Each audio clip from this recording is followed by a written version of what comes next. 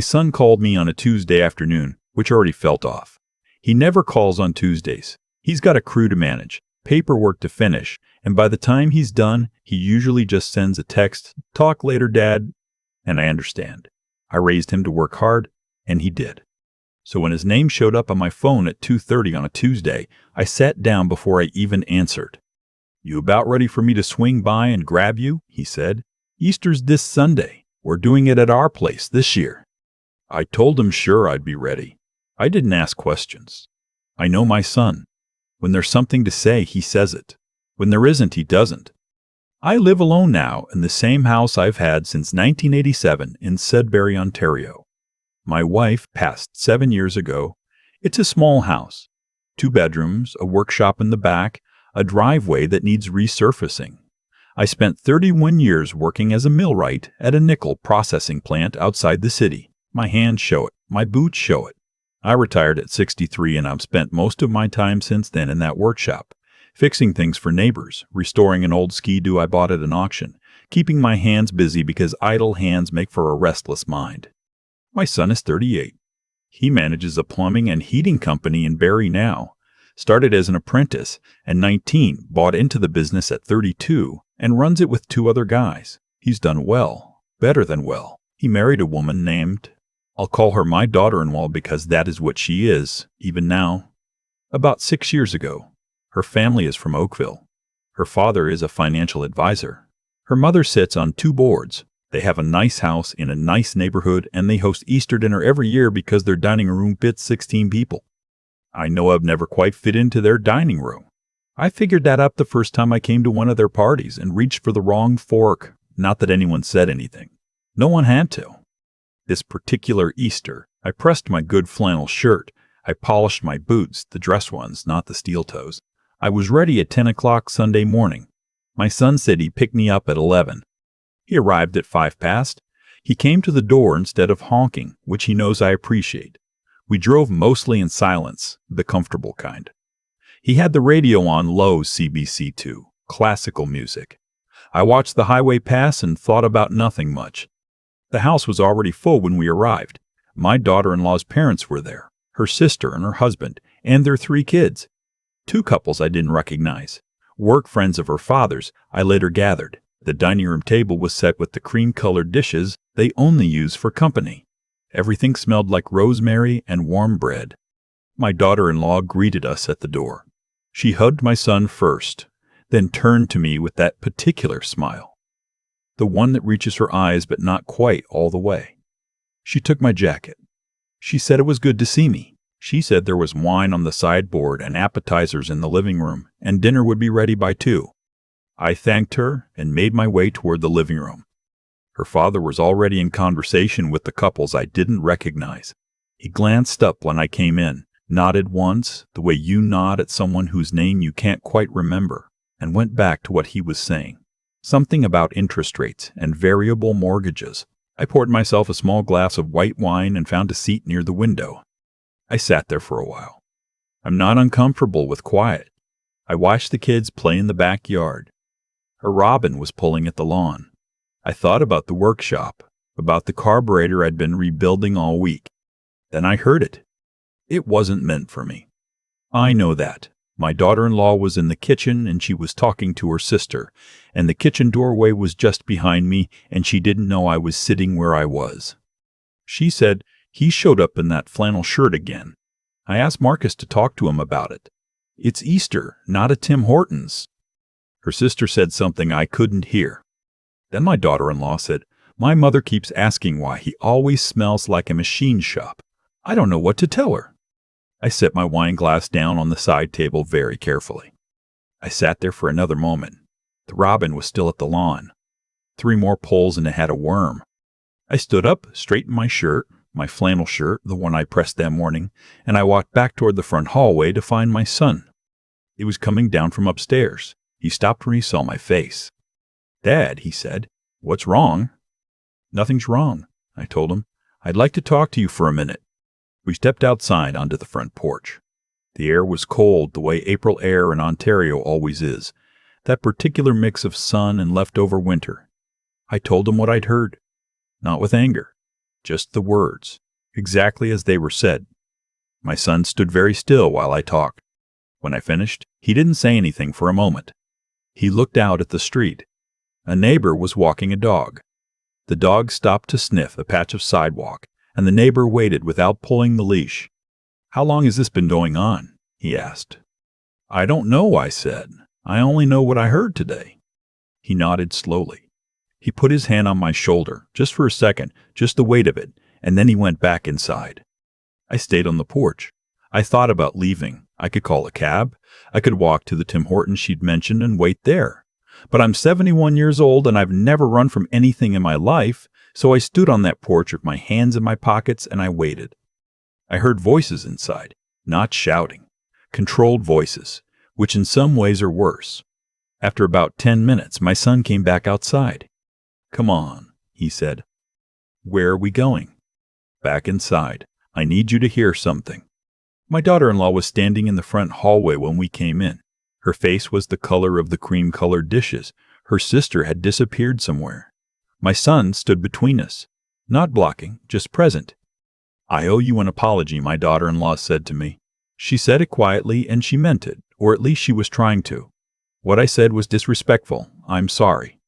I looked at her. She's not a bad woman. I want to be clear about that because it matters. She is the kind of person who grew up in a house where the right fork mattered, and she married a man whose father doesn't know which fork is the right one. That's a real gap. I'm not pretending it isn't. "I accept that," I said. Then my son said, "I want everyone to sit down for a minute before dinner." He said it loud enough that it carried into the living room. His mother-in-law appeared in the doorway. His father-in-law came in from the living room looking mildly irritated. The two couples followed at a small distance, sensing something without knowing what. My son waited until everyone was gathered. He didn't raise his voice. He never does. He got that from his mother. She could say the hardest things in the softest register, and they landed harder for it. He said, "I want to introduce my dad properly. A lot of you have met him before, but I don't think you know him." He looked at me. I didn't know where he was going. He said, "My dad worked at a nickel processing facility for 31 years. He maintained the machinery that processed ore, which means he kept running an operation that produces the nickel that goes into, among other things, every stainless steel appliance in this kitchen. He rebuilt his own truck engine with his bare hands when I was 9 years old. He showed me how to read a schematic. He drove me to hockey at 5 in the morning for 6 years without once complaining about it. He retired at 63 and he still spends his time fixing things for his neighbors because that's what he does. He's been wearing that flannel shirt since before some of you were born, and he pressed it this morning because he wanted to show respect for this gathering." He paused. "And if the way he smells offends anyone at this table," he said, "that smell is the smell of 31 years of work that fed this family. And I am proud of it." Nobody said anything. My daughter-in-law's mother looked at the floor. Her father cleared his throat. The two couples from work studied the middle distance with great interest. My son turned to me. "Happy Easter, Dad," he said. "And I'll tell you, I'm a grown man, 71 years old, and I have not cried in front of another person since my wife's funeral. I did not cry then either, not where anyone could see. But I came close. I came closer in that hallway than I have in a long time." We sat down to Easter dinner. The rosemary lamb was good. Somebody passed the bread, and it came my way, and I took a piece and passed it on. My daughter-in-law poured me wine without being asked. Her father, at one point during dinner, asked me how the nickel processing worked, what exactly a mill rate does, and I told him, and he listened and asked a follow-up question, and I think it surprised us both. Driving home that evening, my son and I were quiet again, the comfortable kind. The sun was going down over the shield, that long pink light that happens in spring. I watched it out the window. After a while, I said, "You didn't have to do that." "Yeah, I did," he said. "You could have just let it go." "No," he said, "I couldn't." I didn't argue. He was right. Some things you don't let go because if you let them go, they become the shape of everything that follows. I knew that. I've known that since I was younger than he is now. I thought about his mother and how she used to say that the way a man treats the people who can't do anything for him. That's the real measure. You could have a company car and an office with a view, and all of it, she'd say, and none of that tells you a thing. But watch how a man treats a waitress. Watch how he treats the person bagging his groceries. Watch how he treats his father. She would have been proud of him on Sunday. She would have touched his face and said nothing, and he would have understood. I got home at 9. I hung up my jacket. I went to the workshop and sat in it for a while without turning on the lights, which I do sometimes when I need to think. The old Ski-Doo was still on the workbench, carburetor in pieces. The smell in there, oil, metal, sawdust, all of it, is the smell of every useful hour of my life. I don't find it offensive. My father smelled like it. His father smelled like it. I smell like it. My son, when he comes to help me in there, smells like it before he leaves. That smell doesn't come from carelessness. It comes from showing up. It comes from 31 years of 5 o'clock mornings and steel-toed boots and getting the job done so that the people you love don't have to worry. It comes from an engine rebuilt piece by piece in a driveway in November because a new one cost more than you had. It comes from the particular kind of love that doesn't announce itself, that just appears reliably every morning in the same boots it wore yesterday. People ask me sometimes what I'm most proud of. They expect me to say the years at the plant or the shop or the fact that I paid off my house without help from anyone. But it's my son. It was always my son. Not because he makes good money or because he runs his own business or because he lives in a nice part of Barrie. Because of what happened in that hallway on Easter Sunday. Because he stood up in front of people whose opinion mattered to him, and he told them the truth anyway. Because he has never once, not once, been ashamed of where he came from. You can raise a child in a small house in Sudbury and send him out into the world and hope that the things you tried to show him took root. You don't know. You can never really know. You just do the work and hope. On Easter Sunday, I found out that they had. The way you treat your parents is a mirror. It shows exactly who you are, not who you want people to think you are. And the way you honor the work that built you, the rough hands that fed you, the flannel shirt that was pressed out of respect, that is the truest thing about a person. My son knows that. I'm glad I lived long enough to see it. I've been sitting with what happened at Easter for a few weeks now. Not because it still stings. It doesn't. Not anymore. But because I keep turning it over the way you turn a worn tool in your hand, feeling its weight, trying to understand what it's actually made of. Here's what I've come to. The things we experience don't arrive randomly. They follow from choices made over years, sometimes decades, that we don't even recognize as choices at the time. My son stood up in that hallway because of who he'd become. And he'd become that person because of how he was raised and how he chose to carry it. Those two things together, you can't separate them. I think about the mornings I drove him to hockey. The evenings in the workshop where I showed him how to read a schematic, how to be patient with a stubborn bolt, how to leave a thing better than you found it. I wasn't teaching him mechanics. I was teaching him that showing up matters, that care is a form of respect. That the work you put into something, a machine, a relationship, a life, is never invisible, even when people pretend not to see it. Marcus absorbed that. He didn't just hear it, he understood it. And understanding something, really understanding it, means being able to act on it when it costs you something.